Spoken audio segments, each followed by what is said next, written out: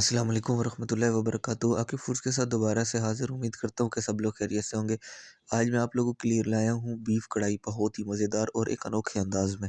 तो सबसे पहले इंग्रेडिएंट्स आप देख रहे हैं, टमाटर है, प्याज है, चॉप करके हमने रखा हुआ है, और साथ ही साथ हमने जो बीफ था उसको प्रेशर कुकर के अंदर जो है 20 से 25 मिनट अच्छे से बॉयल कर लिया है।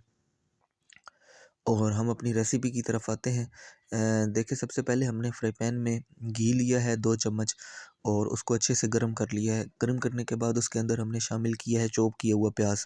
तकरीबन 2 से 3 मिनट इसको लगेंगे हाई फ्लेम पर ब्राउनिश कलर पकड़ते हुए।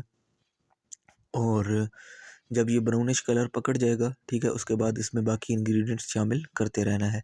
तो इसको यहाँ से 2-3 मिनट लगेंगे। मसाला जात पर आ जाएँ तो सुर्ख मिर्च है, हल्दी पाउडर है, उसके बाद ज़ीरा, ये है दूसरा, धनिया पाउडर है, गरम मसाला है पिसा हुआ, और मेथी है, और साथ में नमक है, ठीक है। और दड़ा मिर्च है, वो बिल्कुल आप ऑप्शनल है, थोड़ी-सी यूज़ करें ज़ायके के लिए।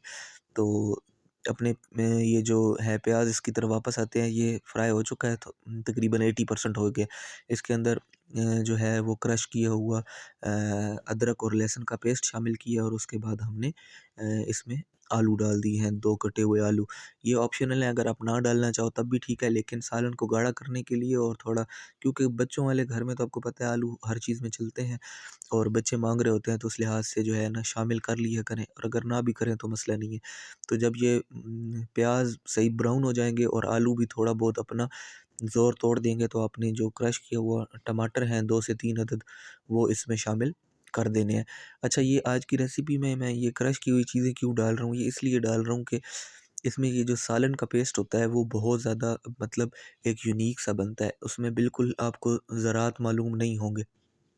बिल्कुल, जिस तरह एक ग्रेवी है वो बहुत अच्छी बनती है, ये देगी स्टाइल, जिस तरह ये देगे बनाते हैं उस तरह। अब जब ये देखें आपके पास कि मसाला तैयार हो रहा है, इसके अंदर हमने सब्ज़ मिर्च शामिल कर देनी है, और मसाला अपना रंग पकड़ चुका है, ठीक है। इसके अंदर मसाला जात शामिल कर देने हैं। मसालों के अंदर वो मैं आपको बता चुका हूँ, जितने भी मसाले मैंने आपको बताए हैं वो आपने इसके अंदर शामिल कर देने हैं, और 2 से 3 मिनट इन मसालों को जो है ना इसके अंदर पकने देना है। अभी हमारे पास ग्रेवी बहुत अच्छे से तैयार हो रही है।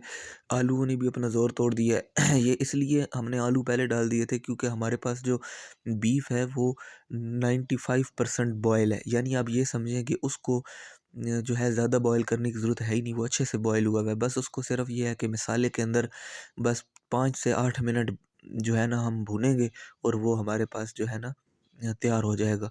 तो माशाल्लाह से ये हमारे पास मसाला जो है वो बिल्कुल रेडी हो चुका है। अब हम आते हैं इसकी तरफ कि हम इसके अंदर, अब देखिए मसाला जो है वो अपना घी छोड़ चुका है, और जब मसाला घी छोड़ेगा तो उसके बाद इसके अंदर बीफ शामिल करना है। तो माशाल्लाह से देखें जी, बिल्कुल बॉयल हुआ, अच्छे से बॉयल हुआ जो है गोश्त हम इसके अंदर शामिल कर रहे हैं। और ये शामिल हो रहा है तो आप इतना साथ साथ चैनल को सब्सक्राइब कीजिएगा, क्योंकि लोग मुझे कह रहे होते हैं जो मैं इतनी मेहनत करता हूँ, मेरी वाइफ इतनी मेहनत करती है, तो फैमिली में सारे यही कह रहे होते हैं कि इसका कोई फ़ायदा भी होगा या नहीं, कौन लोग तुम्हारी वीडियोस देखेंगे। तो मैं उनको यही कहता हूँ कि इंशाल्लाह वक्त के साथ साथ हमारा चैनल ग्रो कर जाएगा, हमारे साथ हमारी ऑडियंस जुड़ जाएगी, और हमें लोग अप्रिशिएट करेंगे। तो चैनल को सब्सक्राइब कर लीजिए, और ताकि आने वाली मज़ीद वीडियोस आप तक बआसानी पहुंच सकें। तो यहाँ पर जी हमने जो है ना गोश्त शामिल करने के बाद इसको अच्छे से मिक्सअप करना है, और फिर इसको पानी यहाँ पर ऐड नहीं करना। ये मैं आपको ज़रूरी बात बताऊं कि 5 से 6 मिनट बिल्कुल पानी ऐड नहीं करना, और इसको जो है आपने अच्छे से मसाले के अंदर जो है ना भूनना है, ताकि गोश्त के अंदर सही अच्छे से टेस्ट चला जाए मसाले का।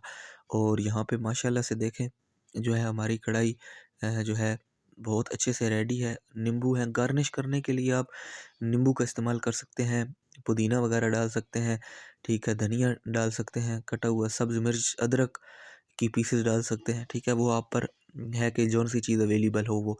तो माशाल्लाह से हमारे पास तैयार है ये कढ़ाई, ठीक है। और बीफ जो है ना कढ़ाई हमारे पास बहुत अच्छे से, देखें आप कितना अच्छा ये बॉयल हुआ पड़ा है, और कितनी अच्छी लुक दे रहा है। तो माशाल्लाह से मुंह में पानी आ रहा है इसको खाने के लिए। आप भी घर में बनाएं, ज़रूर ट्राई करें।